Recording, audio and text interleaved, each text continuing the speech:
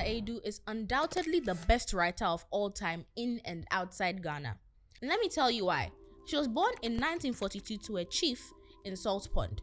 According to some accounts, neo-colonialists killed her grandfather, and that experience influenced her father to bring formal education to the community by starting a school in his compound. What better way to get even than to educate the younger generation? In that era, educating a girl child was like watching the Black Stars score more than 3 goals in a match. It was very rare. But her father stood his ground and made it possible.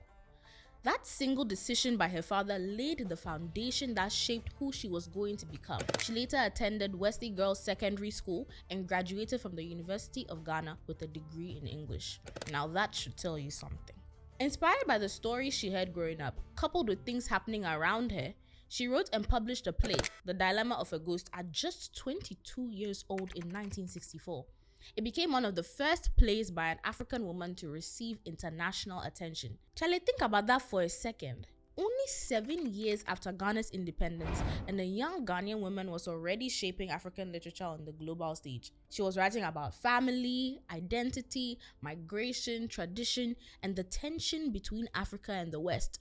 In fact, she was very vocal about it. Since we met you people 500 years ago, look at us. We've given everything. You are still taking.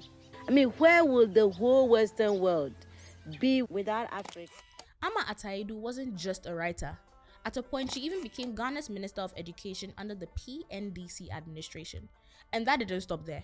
She also contributed to developing Zimbabwe's education system, taught in universities around the world, and received numerous international awards. Just like her stories, she also lived an interesting life. From finding love and losing her one true love in Kenya that gave her her beautiful daughter, to teaching, mentoring, and empowering young women across the globe. After all, when Dr. Kwejir Agre said, "When you educate a woman, you educate a nation," he didn't lie, because Ama Ata Aidoo was a testimony to it. Unfortunately, she died on May 31st, 2023 at the age of 81.